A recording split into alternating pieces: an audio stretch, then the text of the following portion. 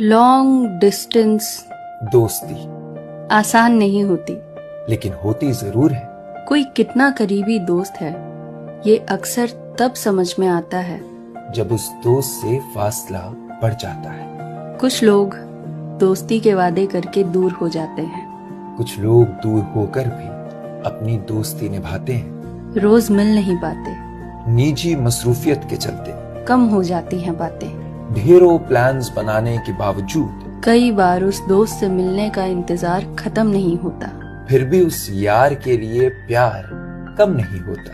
कोई खुशी का मौका हो या किसी से खाया धोखा हो, सबसे पहले उसी दोस्त की याद आती है।